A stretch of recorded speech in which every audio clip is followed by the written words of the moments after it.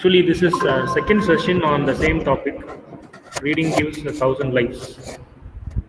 And, I would like to introduce you a very interesting personality here, Mr. Visakan.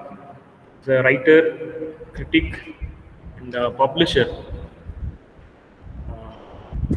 He owns Medai Padipagam publication. He runs this publication for quite a few number of years, and he has published very numerous works of great eminent writers all over Tamil Nadu. And, he has also helped to translate many English works into Tamil and the other language works into Tamil. He personally published around 5 books, among which 2 are short story collections and the remaining 3 are prose works, prose narratives. He's also a known politician in Tamil Nadu communist circle. He's a very known figure. Now he is the chairman for Theni district of United Communist Party of India. Apart from his political activities, he is a very social concerned person. He helps a lot to the people. And, he will be the first person, whatever the actual need of the common people, he will be the first person to help them. He had made a lot of protest, lonely protest against the social evils as well as the government, maybe some local politics and all. He will be the first person to protest against the social evils. He is a very good close friend of mine. He also helped me a lot. And another very important thing that I have to tell about the resource person here is படைப்பாளிகள் அப்படின்னு சொல்லுவோம் இல்லையா, அவங்களுக்கு எந்த சூழ்நிலையிலையும் அவங்களுக்கு ஒரு மனக்கோணல் நடந்துடக்கூடாது, ஏற்படக்கூடாது அப்படின்றதுல ஒரு ரொம்ப கன்சர்னாக இருக்கக்கூடிய ஒரு person. So I am happy to welcome mister Visakan here for this club meeting, and he'll be talking to us on reading gives 1,000 lives.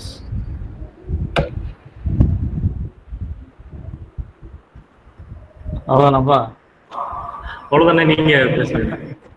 சரி சரி சரி, குடமான தமிழ்லையும் பேசு. கண்டிப்பா.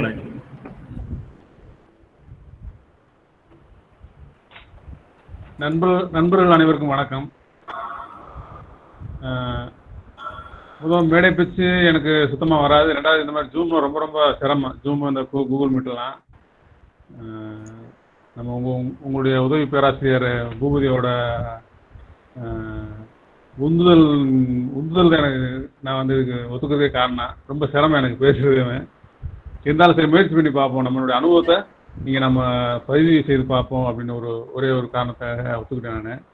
முதல் கண் வந்து இந்த கல்லூரி, அதாவது கிருஷ்ணா ஆதித்யா கலை அறிவியல் கல்லூரி மாணவர்களுக்கும் இந்த நிகழ்வை ஏற்படுத்த அனுமதி தந்த கல்லூரி நிர்வாகத்திற்கும் என்னுடைய நன்றியை முதல் தெரிவித்துக் கொள்கின்றேன். அப்புறம் நம்ம உங்கள் உதவி பேராசிரியர் பூபதிக்கும் என்னுடைய நன்றி. எனக்கு வந்து இந்த வாசிப்பை பற்றி மாணவர்கிட்ட நிறைய கொண்டு போகணும்னே, நீங்கள் சொல்ல முடியுமான்னு கேட்டாப்புல. நான் வந்து ஒரு 3 பிரிவாக பிரிச்சுக்கிறேன். இந்த வாசிப்பும் வாழ்க்கைங்கிற தலைப்பில் ஒரு கொஞ்ச நேரம் பேசுகிறேன் நான். அதாவது ரசனையுடன் வாழ்தல் நம்பர் 1 தலைப்பு. 2வது வந்து திட்டமிடுதலில் நேர்த்தி.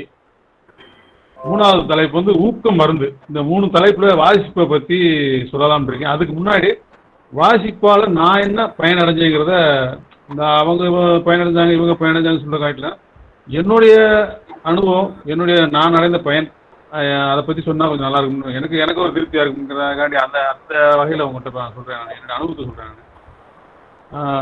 நான் வாசிப்புக்கு வந்து ரொம்ப ரொம்ப இப்போ தான் வர்றேன் வாசிப்பு. எனக்கு வயசு 47 ஆகுது.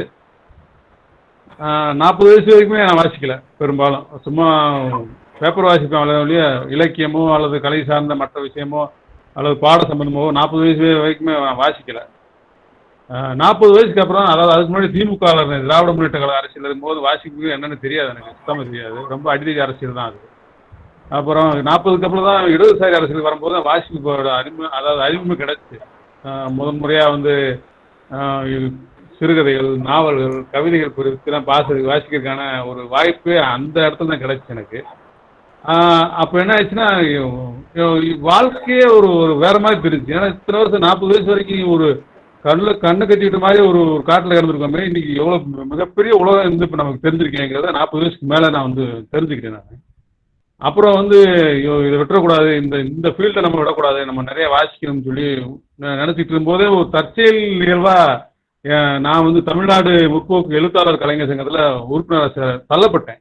அந்த கட்சியில் இருந்தேன்னா அவங்களே போய் சேர்த்து விட்டாங்க. என்ன போச்சுன்னா தினந்தோறும் ஒரு நூல்களை பற்றி வாசிப்பு, அதை பற்றியான ஒரு அறிமுகத்தை கேட்கறது, அப்படியான ஒரு தொடர் நிகழ்வாக எனக்கு வாய்ச்சி கேட்கறதுக்கு. அப்போ எனக்கு என்ன ஆகி போச்சுன்னா திடீர்னு ஏன் நம்ம எழுதக்கூடாதுன்னு இப்போ ஒரு எண்ணம் வந்துருச்சு. அந்த அளவுக்கு என்னுடைய வாசிப்பு வந்து இம்ப்ரூவ்மெண்ட் ஆகி எழுத்தாளராக மாறிட்டேன். அப்போ இதுதான் என்னோட முதல்ல நான் வந்து எனக்கு கிடைச்ச அனுபவம் இதுதான். வாசிச்சு ஒரு 6-7 மாதத்துல எழுத ஆரம்பிச்சிட்டேன். அப்போனா அந்த வாசிப்போட வீச்சு எந்த அளவுக்கு இருக்குங்கிறத நீங்களே தெரிஞ்சுக்கலாம். நீங்கள் வாசிச்சது தெரியும் உங்களுக்கு. இப்போ வந்து வாசிப்பும் வாழ்க்கைங்கிற தலைப்பில் நான் பேசுகிறேன் பார்த்தீங்களா. அதுலேருந்து முதல் தலைப்பு வந்து பார்த்தீங்கன்னா ரசனையுடன் வாழ்தல். ரசனை வந்து எதில் இருக்குது நம்ம சொல்லுங்கள். காலையில் சாப்பிட்றதுலேருந்து சாப்பாடு, நண்பர்களோட பழகுறது, அப்புறம் நம்ம வேலை சார்ந்து போகிறது, அரசியலோ அல்லது படிப்போ அல்லது எந்த துறை எடுத்தாலும் அதை ரசனையோட பார்க்குறது, அப்புறம் நம்ம குடும்பத்தோட ரசனையோட வாழ்கிறது. இந்த ரசனை வந்து இல்லாட்டி நம்ம வாழ்க்கையை வாழவே முடியாதுங்கிறது என்னுடைய தாழ்மையான கருத்து. எந்த ஒரு விஷயம் எடுத்தாலும் சரி, நீங்கள் வந்து காலையில் ஒரு பேனாவை எடுத்து மை ஃபில்லப் பண்ணால் கூட அது ஒரு ரசனை இருந்துச்சுன்னா அது ஒரு பக்காவான ஒரு ஒரு நினைவு கூறத்தக்க ஒரு சம்பவமாக மாறிக்கலாம். அந்த ரசனைக்கு எது காரணம் அப்படின்னா அடிப்படை காரணம் வந்து வாசிப்பு தான். பலதரப்பட்ட வாசிப்பு வந்து நம்ம வாசிக்கும் போது ஒவ்வொரு விஷயத்தையும் நம்ம ரசனையாக செய்ய முடியும். ரசனை இல்லாத ஒரு வாழ்க்கை வந்து நம்ம நினச்சி கூட பார்க்க முடியாது. நமக்கு தெரியாமையே வந்து நம்ம ரசனையோட தான் இருந்திருப்போம். அதை தெரிஞ்சுக்க வைக்கிறதுக்கான ஒரு மாய மந்திர சக்தி வந்து வாசிப்பு அப்படிங்கிறது என்னுடைய அனுபவம். பார்த்தீங்கன்னா இப்போ வந்து ஒன்றும் இல்லை. இப்போ இந்த கல்லூரி மாணவராக இருக்கீங்க, நம்ம வந்து இந்த காலகட்டத்தில் வந்து காதல் அப்படிங்கிற ஒன்றும் இல்லாமல் இருக்கவே முடியாது. காதல் இல்லாட்டி என்ன இருக்குது அப்படிங்கிற அந்த நிலைப்பாடு இப்போ இந்த வயசில் இருக்கு. அதை நம்ம ரசனையாக செய்யணும் இல்லையா. ரசனையாக இருக்கணும், பொறுப்பாக இருக்கணும். ஏன்னா புதுமை, அதுலேயே எதாலும் புதுமை காமிக்கணும்ல. அப்போ நமக்கு அது எது சொல்லித்தரோம் அப்படின்னா வந்து நம்ம நண்பர்களோட அனுபவங்கள் நம்ம சொல்லித்தரோம்னா கூட நிறைய வாசிக்க பார்த்தீங்கன்னா நமக்கு புதிய சிந்தனைகள், புதிய ரசனைகள்ங்கிறது ஒவ்வொரு விஷயத்தையும் நம்ம பூத்துறதுக்கான ஒரு சாவி வந்து நமக்கு கிடைக்கும். அப்போ நீங்கள் வந்து ஆரம்பத்திலே கவிதை, கதைகள், நாவல்கள், கட்டுரைகள் இப்படிலாம் வாசிக்க பார்த்தீங்கன்னா உங்களுக்கு காதல் தொடங்கி திருமணம் தொடங்கி வாழ்க்கை, வேலை வாய்ப்பு எல்லா விஷயத்திலும் வந்து நீங்கள் ஒரு மிகச்சிறந்த ஒரு ரசனையோட வாழ்றதுக்கான எல்லா வழிகாட்டுதலையும் உங்களோட வாசிப்பு தருங்கிறது நான் அறிஞ்ச உண்மை. இன்னைக்கு வரைக்கும் நான் ரசனையோடு தான் இருக்கேன். இப்போ எனக்கு இந்த மீட்டில் பேசுறது வந்து மிகப்பெரிய கூச்சமாக, இப்போ வரைக்கும் கூச்சமாக தான் இருக்கு. அந்த அனுபவம் இல்லை. ஆனால் அந்த ரசனையை நான் உணர்றேன். உங்களெல்லாம் உங்கள் முகத்தை பார்க்காட்டி கூட நான் என் முகத்தை பார்த்து பேசிக்கிட்டு இருக்கேன். ஆனால் அவ்வளோ ஒரு இன்ட்ரெஸ்டாக எனக்கு இருக்குது. இது வந்து எனக்கு இன்னைக்கு நான் நிறைய மீட்டிங் பேச ஆரம்பிச்சேன். அந்தளவுக்கு எனக்கு ஒரு மிகப்பெரிய ஒரு சிறப்பை வந்து பூமதி கொடுத்துக்காதுன்னு நான் சொல்ல முடியும். நான் என்ன காரணம் அப்படின்னா எனக்கு இதை ஒத்துக்கிற காரணமே வந்து இந்த வாசிப்போட அந்த இதுதான், அது தந்த ஒரு ஊக்கம் தான். எனவே நீங்கள் வாசிக்கணும் மாணவர்களே. அப்புறம் கேட்குதா நான் பேசுகிறேன்? கரண்ட் ஆஃப் ஆகி போச்சுங்க. ஹலோ, சரிங்க. கரண்ட் ஆஃப் ஆனால ஓகே. ரசனையோட வாழ்கிற தலைப்பு இந்த அளவுக்கு நான் முடிச்சுக்கிறேன். நீங்கள் அதுலேருந்து நீங்கள் டெவலப் பண்ணிக்கிங்க. அப்புறம் திட்டமிடுதலில் நேர்த்தி. பார்த்தீங்கன்னா நான் ஒரு இலக்கிய செயல்பாட்டாளர். அதான் 40 திராவிட முன்னேற்ற காலத்தை விட்டு இந்த இடதுசாரி கட்சிக்கு வந்த பிறகு வந்து கட்சி பொறுப்பில் வந்துட்டேன். கட்சி பொறுப்பு வந்த பிறகு திட்டமிடுதல் நேர்த்தி, அதான் எந்த விஷயம் எடுத்தாலும் வந்து பக்காவாக செய்யணுங்கிறத வந்து எல்லாம் விரும்புவாங்க. நம்மகிட்ட ஒரு பொறுப்பு கொடுத்தாங்கன்னா அவங்க விரும்புவாங்க. இந்த விசாகன் வந்து இந்த விஷயத்தை நல்லா செஞ்சிருவாரா அப்படிங்கிற எதிர்பார்ப்பு அவங்க கண்டிப்பாக இருக்குங்க. அந்த எதிர்பார்ப்பு நிறைவேற்றணும்னா நமக்கு அனுபவம் வேணும்.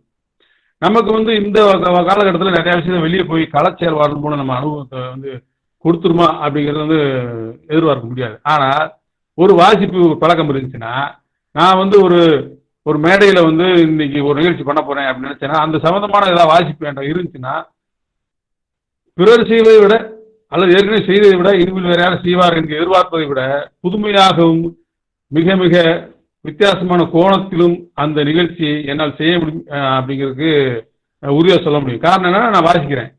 யாரும் பல்வேறு பலதரப்பட்ட நாட்டிலேருந்து புத்தகங்கள்லாம் வருது, அதெல்லாம் வாசிக்கிறேன். அந்த துறை சார்ந்து வாசிக்கும் போது பல அனுபவங்கள் நமக்கு பல அனுபவத்தில் கிடைச்சதை விட புதிய புதிய ஒரு செய்திகள் நமக்கு கிடைக்கிறதுனால, இன்னைக்கு ஒரு நிகழ்ச்சி நான் பண்ண போறேன். இன்னைக்கு ஒன்று உங்கள் உதவி பேராசிரியர் வந்து இந்த கூகுள் மீட் வச்சிருக்காங்க. அதில் என்ன புதுமையை பூத்தினாரு, என்ன அதில் நேர்த்தி கடைபிடிச்சிருக்காரு அப்படிங்கிறத வந்து நீங்கள் பார்க்குறீங்கன்னா, அந்த வாசிப்பு இருந்துச்சுன்னா அது கூடுதலாக நீங்கள் உங்களுக்கு யோசனை கிடைச்சிடும். அப்படிங்கும்போது இந்த நிகழ்ச்சி வந்து ஒரு பக்காவான நிகழ்ச்சியாக பண்ணுறதுக்கான எல்லா ஒரு உந்து சக்தியும் வந்து வாசிப்பு கொடுக்குறத இது வந்து பார்த்தீங்கன்னா உங்களுடைய கல்வி, நீங்கள் தொழில் சார்ந்த விஷயங்கள், குடும்பங்களில் நீங்கள் எடுக்கிற முடிவுகள், நாளைக்கு திருமணமாகி போயிருவீங்க, குழந்தைகள் ஆயிரும், குழந்தைகள் வளர்ப்பீங்க, ஒவ்வொரு விஷயத்திலும் ஒரு திட்டமிடல் ஒன்று இருக்கும். யாருக்கான தான் நீங்கள் நாளைக்கு பரீட்சை எழுத போகும்போதே கூட ஒரு திட்டமிடல் பண்ண வேண்டி வரும். முதலுக்கு எந்த கேள்வி அட்டன் பண்ணுறது, எந்த கேள்வியை விட்டுறது, இப்படிங்கிற பல ஒரு சிந்தனை வரும் பார்த்தீங்களா. அதுக்கு ஒரு திட்டமிடல் முன்கூட்டியே தேவைப்படும். அந்த திட்டமிடுதலுக்கு நமக்கு அனுபவம் வேணும். அந்த அனுபவம் வந்து எது கொடுக்கும்னா, பிற விஷயங்கள் கொடுக்குற காட்டிலும் வாசிப்பு வந்து நமக்கு நிறைய அந்த அனுபவத்தை கொடுக்கும். அந்த வாசிப்புல கிடைக்கிற அனுபவம் பார்த்தீங்கன்னா, நம்ம கையிலே, அதாவது முதலீடு வந்து நம்ம கையிலே இருக்கிற மாதிரி, நம்ம கிட்ட இருக்கிற ஒரு சொந்த சரக்கு மாதிரி, ஓன் பிச்சில் நம்ம விளையாடும் போது பார்த்தீங்கன்னா ஒரு உற்சாகமான ஒரு இது இருக்கு. நம்ம சொந்த ஊரில் விளையாடும் போது, அல்லது நம்ம சொந்த வீட்டிலே ஒரு சில விஷயம் வந்து நமக்கு தனி தைரியம் வரும். அது மாதிரி நீங்கள் வாசிப்புல வந்து தேர்ந்துட்டீங்கன்னா, எந்த விஷயம் செய்யும்போது உங்கள் கையில் ஒரு சரக்கு இருக்கு, நம்ம இதை செஞ்சுருவோம், ஒரு தனி ஒரு நம்பிக்கையை வந்து அந்த வாசிப்பு கொடுக்குறது என்னுடைய கருத்து. அப்புறம் மூணாவது வந்து ஊக்க மருந்து. ஊக்க மருந்து என்ன மற்ற மாதிரி கிடையாது. ஊக்க மருந்து அப்படின்னா, இந்த வாசிப்பு வந்து மிகப்பெரிய உற்சாகமான மாதிரி தான் நமக்கு. உலகத்தில் எந்த ஒரு போதையை தரக்கூடிய ஒரு வல்லமை இருக்கக்கூடிய எந்த ஒரு விதையும் காட்டிலும் வாசிப்பு போதை வந்து மிகப்பெரிய ஒரு உங்களுக்கு சிறப்புகளை காட்டுகின்ற ஒரு விஷயமா இருக்கு. பார்த்தீங்கன்னா, ஒரு வானம் இருக்கு எனக்கு. இப்போ வந்து நம்மகிட்ட வந்து உலகத்தில் ஒரே ஒரு வானம் தான் இருக்கு நமக்கு. ஆனால் வாசிப்பு வந்து நமக்கு ஆயிரக்கணக்கான விரிவானங்களை வந்து நமக்கு கண்முறை காட்டும். சாதாரண விஷயம் பண்ணிங்க, ஒரு நோபல் பரிசு பெற்ற நாவல் வாசி முடிச்சிட்டிங்கன்னா கிட்டத்தட்ட ஒரு 500 கேரக்டர்ஸ் அது இருப்பாங்க. ஒரு 20-30 ஊர் நகரங்களுடைய அந்த பழக்க வழக்கங்கள், அதில் நடைமுறைப்படுத்தக்கூடிய திட்டங்கள் எல்லாமே வந்து நமக்கு அதில் தெரிஞ்சுங்க. நாம் போய் நேரடியாக போய் பார்த்து தெரிஞ்சுக்கிற விட ஒரு 300 பக்கம் புத்தகத்தை படிச்சிங்கன்னா நீங்கள் உலகம் சுற்றி வந்த ஒரு பர்சனாக மாறிடுறீங்க அந்த நேரத்தில்.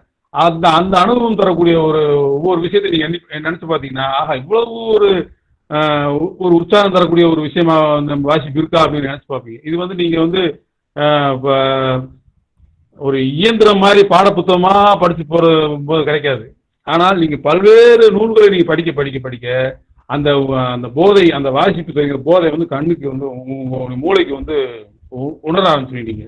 அதனால தான் நான் வாசிப்பு வந்து ஊக்கம் வந்து, அதாவது போதைன்னு சொன்ன ஒரு மாதிரியா போயிடணும், ஊக்கம் வந்து நான் சொல்கிறேன் இந்த இடத்துல. ரெண்டாவது வந்து, எந்த ஒரு விஷயத்தை வந்து நீங்கள் ஒரு குறுகிய நோக்கோட தான் பார்த்து நம்ம பழக்கப்பட்டிருக்கோம். சின்ன பிள்ளைலேருந்து நம்ம அப்படி தான் வீட்டில் நம்ம அம்மா அப்பா வந்து அங்கே போகாத, இதை பார்க்காத, இதை நோண்டாத, இதே சரி, இதே கேள்வி கேட்டே நம்மளை வந்து ஒரு மட்டனத்தையே வச்சுருப்பாங்க, அல்லது ஒரு பிடிக்குள்ளே வச்சுருப்பாங்க. ஆனால் வாசிப்பு வந்து பார்த்தீங்கன்னா அவங்களுக்கு வந்து ஒரு விசாலமான பார்வை உருவாகும்.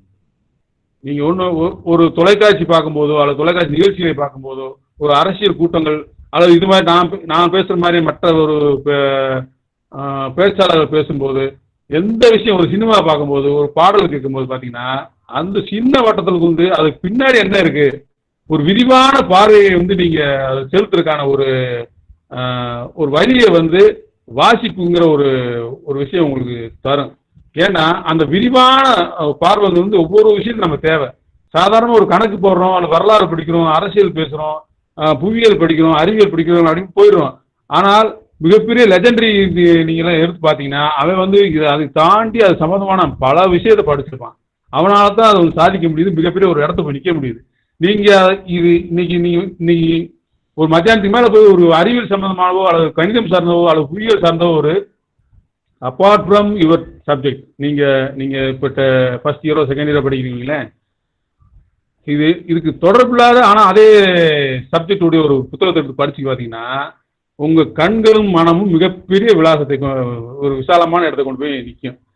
எனவே அந்த வாசிப்புங்கிறது வந்து இவ்வளோ ஒரு என்ன போட்டிருக்கேன் நான், பரந்த பார்வையை கொடுக்குற இந்த வாசிப்பு வந்து எவ்வளவு முக்கியங்கிறது நீங்கள் அந்த நேரத்தை உணர்ந்துக்குவீங்க. அதே மாதிரி ஒரு அகண்ட மனம் சொல்லும். பரந்த பார்வை வேற, அகண்ட மனம் என்ன பார்த்தீங்கன்னா எதையா இருந்தாலும் ஏற்றுக்கணும். இன்னைக்கு நம்ம தோல்வி அடையலாம், நம்ம எதிரி வெற்றி அடைஞ்சலாம், நம்மளே வெற்றி அடைஞ்சலாம், மிகப்பெரிய வெற்றி அடையலாம், மிகப்பெரிய தோல்வி அடையலாம். வாழ்க்கையில நம்ம நினைக்கிறது, வாழ்க்கையில நம்ம நினைக்கிறது அடையாம போகலாம், அதை அடைஞ்சிடலாம். என்ன நடந்தாலும் வந்து அதை ஏற்றுக்கொள்ளக்கூடிய ஒரு மனோபாவம், பக்குவம் எல்லாமே வந்து வாசிப்புங்கிற ஒரு எளிய வழியா நம்ம கருத்து போகும். நம்ம என்ன நினைக்கிறோம், அது தியானம் பண்ணணுங்கிறியா, அதை பண்ணு இதை பண்ணுங்கிறியா, கோயிலுக்கு போலாங்கிறியா, அதை எது வந்தாலும் செய்யாத விஷயத்தை வாசிப்பு அப்படிங்கிற எளிய ஒரு ஆயுதத்தை வந்து நம்ம வச்சிருந்தோம்னா அந்த அகண்ட மனம்ங்கிற ஒரு அந்த அந்த பார்முலா நம்ம கிடைச்சு போகும். நம்ம அகண்ட மனம் பருந்து பார்வை. நீங்க ஒண்ணும் இல்லை, உங்க காலேஜ்ல வந்து மேல இருந்து கேமரா பார்த்தீங்கன்னா காலேஜ் கம்ப்ளீட்டா தெரியும். அந்த மாதிரி நீங்க காலேஜோ மாணவர்களோ ஆசிரியர்களோ வந்து நீங்க அந்த பருந்து பார்வை ஒன்று பார்க்கறதுக்கான ஒரு வழிவகையை வந்து இந்த வாசிப்பு வந்து செய்யறதுங்கிறது நான் உணர்ந்திருக்கேன். அதை நான் உங்களுக்கும் அதை செய்ய சொல்றேன். அதை நான் உங்களுக்கு அந்த பரிந்துரைக்கிறேன். அப்புறம் இந்த 3 டைட்டில், அதாவது ரசனையுடன் வாழ்தல், திட்டமிடுதலில் நேர்த்தி, ஊக்கம் மருந்து, இந்த 3 வந்து வாசிப்புக்கு வந்து வாசிப்பு தரக்கூடிய ஒரு மிக மிக முக்கியமான ஒன்று. அப்புறம் இந்த அந்த 3 டைட்டிலுக்கு அப்புறம் வந்து ஒரு 2 விஷயம் சொல்றேன் நான். மன அமைதி. மன அமைதி பார்த்தீங்கன்னா எவ்வளவோ விஷயங்கள் நம்மளுக்கு வந்து தோல்வி அடைஞ்சிடும். வீட்டில் பல பிரச்சனைகள், பொருளாதார சிக்கல்கள், காதல் தோல்வி, இப்படி பல விஷயங்கள்ல வந்து நம்ம மன குழப்பம் அடைஞ்சிடும். குழப்பம் அடையும் போது தவறான முடிவுகள் எடுக்கிறோம். பரீட்சையில் வந்து நீங்கள் குறைவான மதிப்பெண்கள் பெற்று விட்டாலோ அல்லது இந்த எம்பிபிஎஸ் கிடைக்குன்னு சொல்லி செத்து போகிறாங்க, அது மாதிரி பல இதெல்லாம் இருக்குது. இந்த மாதிரி ஒரு தோல்வி அடைகின்ற நேரத்தில், தோல்வி அடைகின்ற நேரத்தில் நாம் மனச்சோர்வு அடைகின்றோம். அப்பொழுது விரும்பத்தகாத முடிவுகளை நாம் வந்து எடுக்க வேண்டிய சூழலுக்கு தள்ளப்படுகின்றோம். அதை எதிர்கொள்ள நமக்கு எப்போதும் ஒரு கருவியாக இருப்பது வாசிப்பு. நீங்க அந்த மாதிரி நீங்க தேர்ந்த வாசிப்பாளராக மாறிட்டீங்கன்னா உங்களுக்கு எங்கேயோ இல்லாத மனதைரியம் எல்லாம் உங்க மனசுல நின்றுக்கிறேன். எதையுமே எதிர்கொள்வதற்கான எல்லா திறன்களையும் அந்த அந்த வாசிப்பு கொண்டு வந்துருது. இப்போ கூட ஃபுட்பால் ஒரு விளம்பரம், எதையும் கொள்பவர்களிடமே எதிர்காலம் இருக்கிற மாதிரி ஒரு விளம்பரம் கேட்டுறாங்க. அந்த எதையும் எதிர்கொள்கின்ற ஒரு திராணியை, மன வலிமை வாசிப்பு உங்களுக்கு தருங்கிறது நான் கண்ட உண்மை, கண்டு கொண்டிருக்கின்ற உண்மை, இனிமேலும் காணப்போகின்ற உண்மை. எப்பயுமே வந்து வாசிப்பு வந்து விடவே விடாதவங்க. ஏற்கனவே வந்து வாசிக்க பழக்கம் இல்லாதவங்க வந்து நீங்க வாசிங்க. பழக்கம் கொஞ்சமா இருக்கிறது அதை விரிவுபடுத்துங்க. அப்புறம் வந்து கடைசியா வந்து நான் எடுத்துக்கிறது வந்து வாழ்வை எளிமைப்படுத்துதல். என்னன்னா அந்த மாதிரி இந்த வீட்டில் என்னால் இருக்க முடியாது, சின்ன வீட்டில் என்னால் இருக்க முடியாது, எனக்கு வந்து 50, 70, 80, 90 இன்ச் டிவி தான் வேணும், இந்த அரசு டிவியில் என்னால் பத்தாது. இந்த மாதிரி பல சிக்கல் இருக்குது நம்ம வாழ்க்கையில். வந்து பார்த்தீங்கன்னா ஒரு செல்ஃபோன் எடுத்திங்கன்னா ஒரு 2000 ரூபாய்க்கு இருந்தால் ஆண்ட்ராய்டு கிடச்சிருது. ஆனால் நான் 40,000 வைப்பேன், என்னால் இருக்க முடியாது. இல்லாட்டி இந்த மாதிரி என்னால் இருக்க முடியாதுங்க ஒரு சில விஷயத்துக்குலாம் பார்த்தீங்கன்னா வாசித்து பழகிட்டீங்கன்னா அதை வந்து எளிமையாக வாழ்றதுக்கு வந்து இந்த வாசிப்புங்கிறது உதவும். ஏன்னா எளிமையை விட வலிமையான ஆயுதம் வந்து உலகத்தில் எதுவுமே இல்லைங்கிறது நிரூபிக்கப்பட்ட உண்மை. அப்படிங்கும்போது எளிமையோட ஒரு உன்னதத்தை வந்து வாசிப்பு மட்டுமே தர முடியும், வேறு எதாலும் தர முடியாது. இந்த எளிமையோட உன்னதத்தை வேறு எந்த சக்தியாலும் தர முடியாது. ஆனால் வாசிப்பு உங்களுக்கு அருமையாக அதை உணர்த்துங்கிறது நான் உங்கள்கிட்ட சொல்லி கடமைப்படுறேன். ஏன்னா 40 வயசுக்கு முன்னாடிலாம் பார்த்தீங்கன்னா நான் திராவிட முன்னேற்ற காலத்தில் இருக்கும்போது பார்த்தீங்கன்னா மிகப்பெரிய ஒரு படோடமான ஒரு கார் இருந்தால் தான் போவேன். அங்கேருந்து வரும்போது அவங்க மாவள மரியாதையோடு இருக்கணும், இப்படி பல எதிர்பார்ப்புகள்லாம் இருக்கேன். ஆனால் அதெல்லாம் போலி மாயை அப்படிங்கிறத வந்து பார்த்தீங்கன்னா இந்த வாசிப்புங்கிறது அதன் மூலம் தான் அறிஞ்சிட்டேன். இப்போ வந்து நான் மனசு தெளிவாக இருக்கேன். என்னுடைய மனசு வந்து பார்த்தீங்கன்னா க்ளீன் ஸ்லேட்னு சொல்லுவாங்க, அது மாதிரி வெள்ளையாக இருக்குது, எந்த ஒரு பாதிப்பும் இல்லாமல். ஈவன் வந்து எனக்கு அந்த காலகட்டத்தில் ஏற்பட்ட தொழில் முடக்கம், அரசியலில் வந்த சிக்கல், அந்த பிரச்சனைகள்லாம் இப்போ என்னை துரத்துது. அதை இல்லைன்னு சொல்ல முடியாது. ஆனால் துரத்தினாலும் அதை எதிர்கொண்டு அந்த சவாலை சந்தித்து அதிலிருந்து வெற்றி பெற்று அடுத்த நிலைக்கு செல்வதற்கான எல்லா ஒரு உத்தியையும் எனக்கு கையோடு கொடுத்து வருவது என்னுடைய வாசிப்பு தான். என்னுடைய வாசிப்பு பார்த்தீங்கன்னா வீட்டில் கிட்டத்தட்ட ஒரு 2000 புத்தகம் வச்சிருக்கேன். நான் 2000 புத்தகம் ஒரே நாளில் வாசிக்க முடியுமா அப்படிலாம் கிடையாது. எந்த புத்தகத்தை பார்த்தாலும் உடனே வாங்கிக்கிறேன்.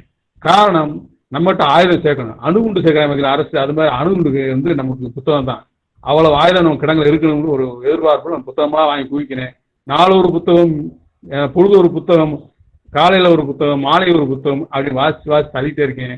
இதன் ஊடாக தான் என்னுடைய பிழைப்பு, என்னுடைய குடும்பங்களை வந்து நான் பார்த்துக்கிறது, என்னுடைய பிள்ளைகளை படிக்க வைக்கிறது, நான் சம்பாதிப்பது, அரசியல் ஈடுபடுவது, இலக்கிய செயல்பாடு, இது எல்லாத்தையும் இது எல்லாவற்றுக்கும் தர வேண்டிய நேரத்தை விட அதிகமான நேரத்தை நான் வாசிக்கு ஒதுக்குகிறேன். இப்படி ஒதுக்குவதால் மற்ற விஷயங்களை எளிதாக என்னால் கடக்க முடிகிறது என்பதுதான் என்னுடைய நான் கண்ட என் அனுபவத்தில் கண்ட உண்மை. முதல் யோசிச்சு நம்ம வாசிப்புனா வந்து யாராச்சும் பெரிய லீடர்ஸை பற்றி சொல்லலாம், அல்லது முக்கியமான ஆளுமைகளை பற்றி சொல்லி இஸ்லாம் ஹுசன் அல்லது மிகப்பெரிய எழுத்தாளர் பற்றிலாம் சொல்லி அவங்களுடைய அனுபவம் சொல்லலாம்னு நினைச்சேன்.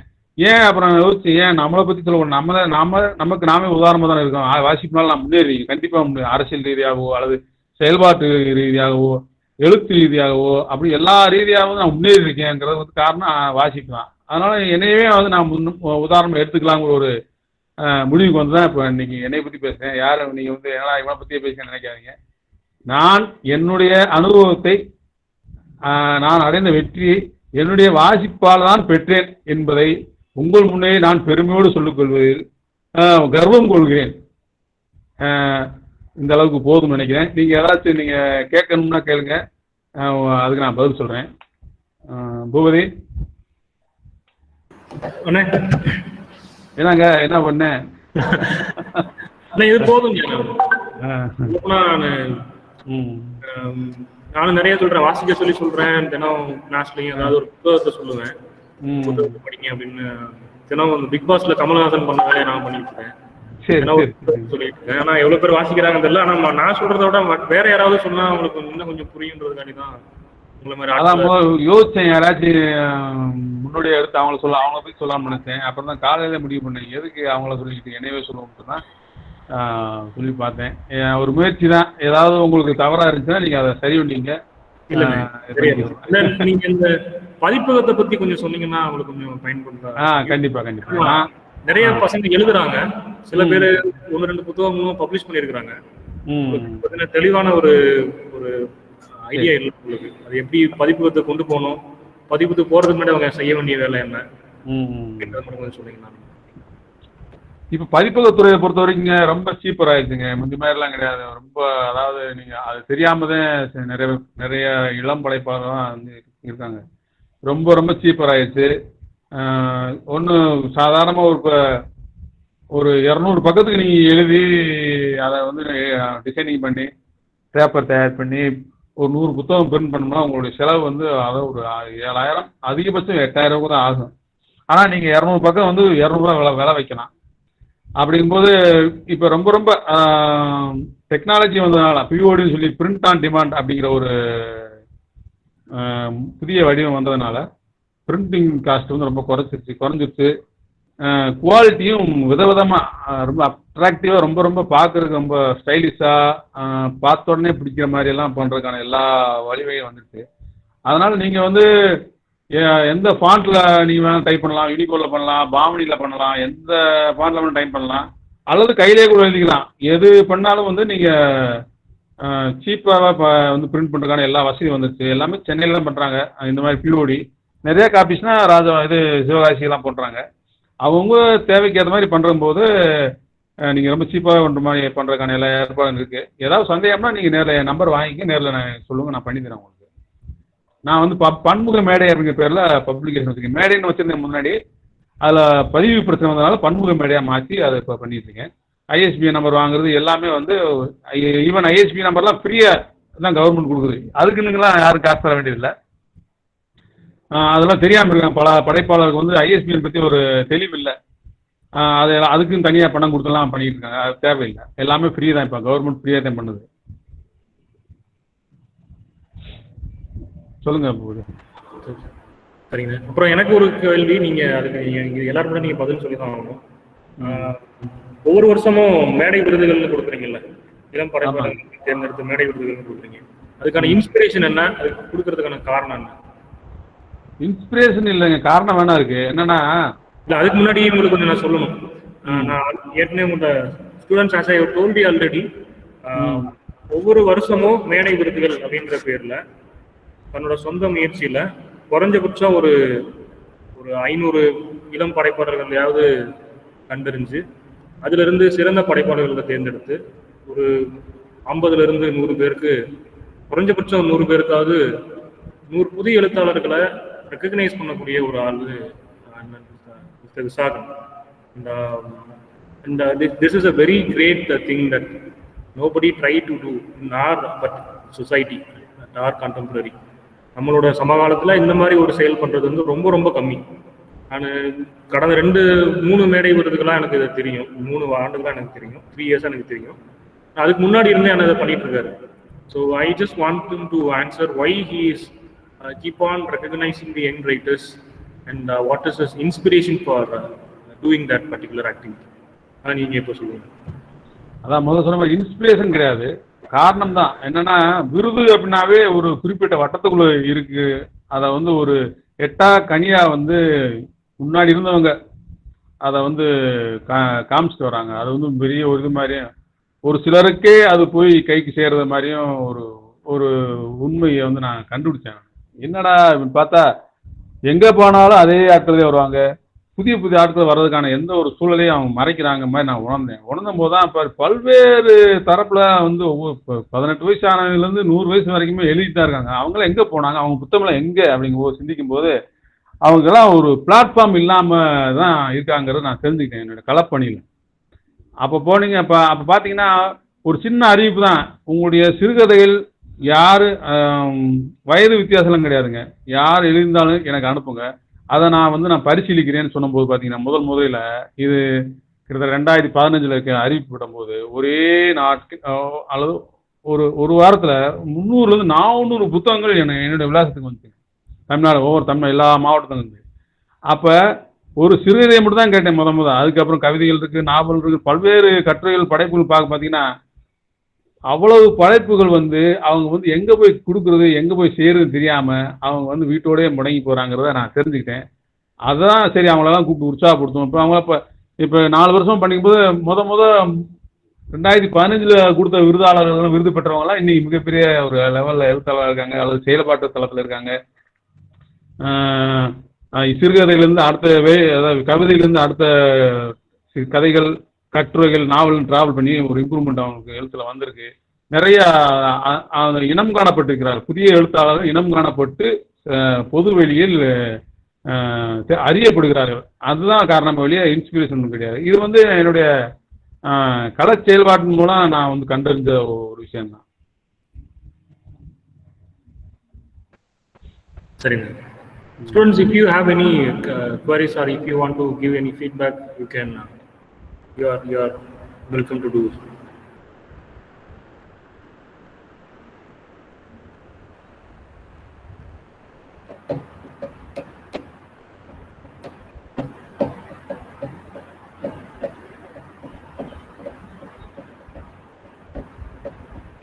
Sir, good morning sir. Good morning. Sir, நீங்க நிறைய புக்ஸ் படிச்சிருக்கீங்கன்னு சொன்னீங்க. ஏதாவது ஒரு புக் வந்துட்டு என்னோட லைஃபவே மாத்துச்சு, ஒரு டேர்னிங் பாயிண்டா இருந்துச்சு அப்படின்னு ஏதாவது ஒரு புக் இருக்கா சார்? சொல்லுங்க.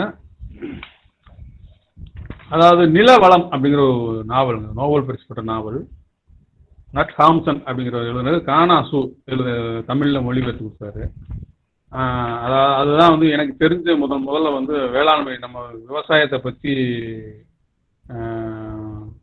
அதில் உள்ள பாடுகள், அதில் உள்ள சிக்கல்கள், சிரமங்கள், அது ஏன் பண்ணணும், விவசாயத்தோட அடிநாதம் என்ன, அதனால் இந்த உலகம் அல்லது இந்த பிரபஞ்சம் அடைகின்ற பயன் என்ன அப்படிங்கிறத வந்து ஒரு அனுபவ ரீதியாக ஒரு ஒரு மேஜிஸ்ட்ரேட், அதாவது அந்த நாட்டில் வந்து ஜட்ஜு இப்போ அதுக்கு வந்து வேறு மாதிரி சொல்லுவாங்க, மேஜிஸ்ட்ரேட் வச்சுங்களேன், அவர் வந்து தடை வச்சுருப்பார் விவசாயம் பண்ணக்கூடாதுன்னு சொல்லி. அப்போ அதையெல்லாம் மீறி நான் பண்ணுவேன்னு சொல்லி ஒத்த கால் நிற்கிறது, இதெல்லாம் வந்து விவசாயத்தினுடைய அருமை பெருமைகளை வந்து நம்ம புரிஞ்சுக்கிறதுக்கான ஒரு மிகப்பெரிய ஒரு திறப்புகளை கொடுக்குற ஒரு நாவலாக அந்த நிலவளம் அப்படிங்கிற ஒரு நாவல் தான் நான் படித்ததில் வந்து என்னைய வந்து அரசியல் ரீதியாகவும் சரி, என்னுடைய வாழ்வியல் ரீதியாகவும் சரி மிகப்பெரிய மாற்றத்தை ஏற்படுத்திய ஒரு நாவல்.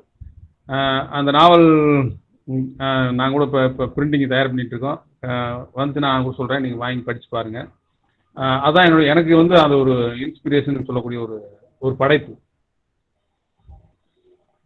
நன்றி.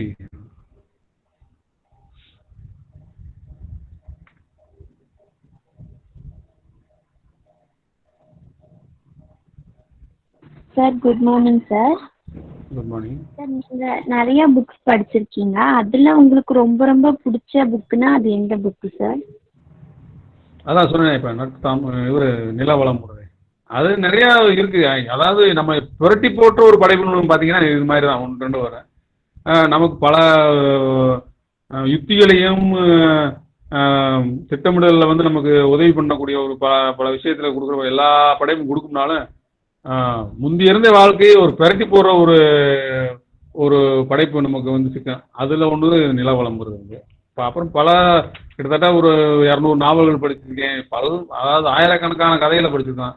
அப்படிங்கும்போது ஒவ்வொன்றும் ஒரு பாடம் தான். அதாவது நீ சந்திக்கும் ஒவ்வொரு மனிதனும் உனக்கு ஆசான், கடைசி வரையில் அவனிடமிருந்து கற்றுக்கொள்ள ஏதாவது ஒன்றை விட்டு செல்வான் அப்படிங்கிறது வந்து உலகத்தில் ஒரு அனுபவமான நிச்சயிக்கப்பட்ட ஒரு உண்மை வந்து. அது மாதிரி ஒவ்வொரு படைப்புமே நமக்கு ஒவ்வொரு உதவி செய்யும். பெரட்டி போடுற படைப்புன்னு ஒன்று இருக்கு. அது வந்து எனக்கு வந்து இது வரைக்கும் கிடைச்சது வந்து நிலவளம்ங்கிற ஒரு நாவல் தான். இன்னும் பெரட்டி போடுற ஒரு படைப்பு இன்னும் எனக்கு நான் படிக்கலை. நிறைய இருக்கலாம், நான் இன்னும் படிக்காமல் இருக்கேன். என்னுடைய இது இதுதான் இப்போதைக்கு.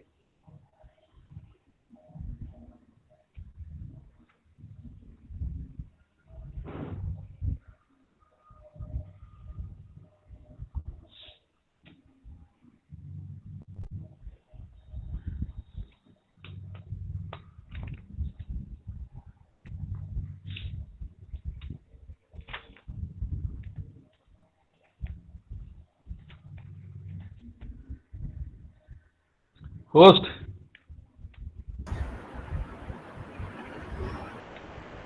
வேற யாராவது கேள்விகள் ஏதாவது சொல்லணுமா?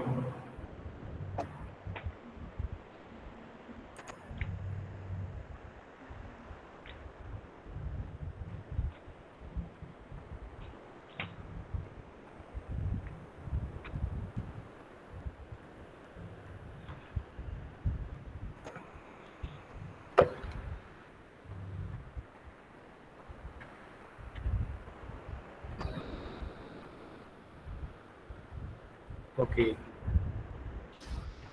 பாய்ஸ் யாரும் இல்லையாப்பா? இருக்காங்க, நிறைய பசங்க இருக்காங்க. நவீன் சார் இருக்கோம் sir. Sir good morning sir. Translation பற்றி கொஞ்சம் சொல்லுங்க சார். உங்களுக்கு டிரான்ஸ்லேஷன் பற்றியா? ஆமா, டிரான்ஸ்லேஷன் பற்றி. ஐயோ, நீ தான் சொல்ல அதை பற்றி. நீயே சொல்லிடு டிரான்ஸ்லேஷன். இல்லை, நீங்க இந்த இவரை பற்றி கொஞ்சம் சொல்லுங்க. தேவதாஸ் அவரோட டிரான்ஸ்லேஷன், நீங்க அவரோட புத்தகங்கள்லாம் பப்ளிஷ் பண்ணிருக்கீங்க டிரான்ஸ்லேஷன். ஆமாம் ஆமாம். இல்லை அவர் கேட்குற டிரான்ஸ்லேஷனுங்கிறத பற்றி அதை எப்படி பண்ணுறதுங்கிறது நீ சொல்லு. என்ன இருக்கு, பிற மொழியில வந்து நம்ம வந்து பிற மொழி படைப்புகளை கலைகளை வந்து நம்ம மொழிக்கு கொண்டு வரணுங்கிறது நமக்கு ஒவ்வொரு மனிதருக்கும் ஒரு கடப்பாடு. அதை நம்ம செய்யணும், கண்டிப்பாக செய்யணும். எந்த நாவல்னாலும் சரி, எந்த கவிதை, எந்த கட்டுரைகள், கதைகள், பிற கலைகள் சார்ந்த எல்லாத்தையுமே வந்து நம்ம மொழிக்குள்ளே கொண்டு வரணுங்கிறது தேவையான ஒன்று. அதை நம்ம எல்லாம் செய்யணும். டிரான்ஸ்லேஷனுங்கிறது வந்து அந்தந்த மொழி புலமை உள்ளவங்க நம்ம மொழி கொண்டு வரணும். இப்போ உங்கள் உதவி பேராசிரியர் வந்து ஆங்கிலத்திலிருந்து தமிழுக்கு கொண்டு வரதுக்கான எல்லா ஏற்பாடும் பண்ணுறாரு. நான் கூட அது என்ன புக்கு உங்களுக்கு கொடுத்தது? டிரான்ஸ்லேஷன் பண்ண கொடுத்தேன். Phoenix moment. The Phoenix moment அப்படிங்கிற ஒரு இடதுசாரி அரசியல் சார்ந்து இந்தியா முழுவதும் இடதுசாரி கட்சிகளோட பார்வையை இந்த ஃபீனிக்ஸ் மூமெண்ட் அப்படிங்கிற ஒரு தலைப்பில் யார் எழுதுனது? அது பிரஃபுல் பெட்வாயின். ஆமாம். அது மாதிரி பிற மொழி கலைகளை, படைப்புகளை நம்ம மொழி கொண்டு வரணுங்கிறது நம்மளோட எல்லா மாணவர்களாலும் சரி, நான் எங்களை மாதிரி கலை செயல்பாட்டாலும் எல்லாரோட கடமையாக. மற்றபடி அதோட நுட்பம் சூட்சமும் எல்லாம் அந்த மொழிபெயர்ப்பாளர் தான் தெரியும். இப்போ வந்து ஆங்கிலத்தில் தமிழ் கொண்டு வருவது அவங்க உதவி பேராசிரியர் பூபதிக்கு தெரியும், கேட்டுக்குங்க. Okay sir. பர்டிகுலர் ஏதாவது கேளுங்க கேளுங்க. டிரான்ஸ்லேஷன் ஆகுது. எனக்கு வந்து தமிழ் மட்டும் தான் தெரியும், இங்கிலீஷ் தெரியாது, அல்லது வேற மொழி தெரியாது.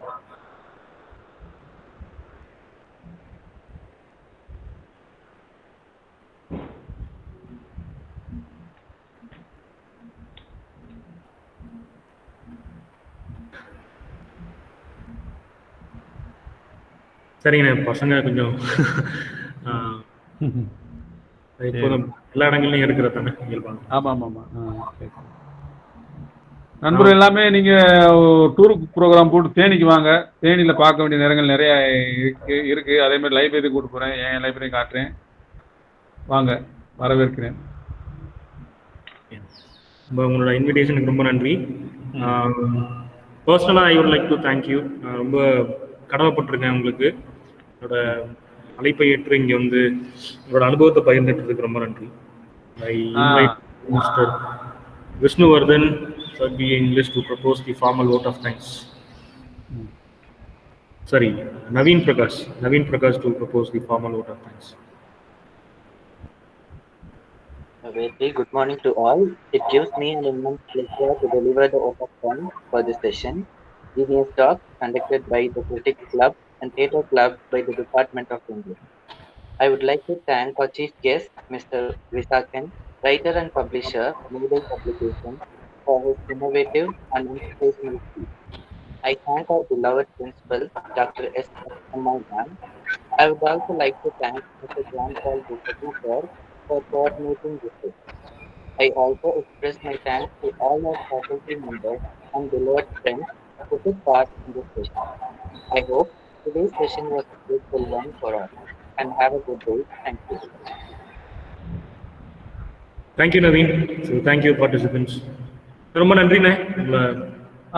ரொம்ப நன்றி. அதாவது என்னைய வந்து இதில் ஜூமில் கோர்த்து விட்டதுக்கு, கூகுள் மீட்டில் கொடுத்ததுக்கு தேங்க்ஸ்ப்பா. சந்திப்போம், ஃபோன் பண்ணுங்க. கண்டிப்பாண்ணே, நன்றி. Right, bye. Thank you, sir.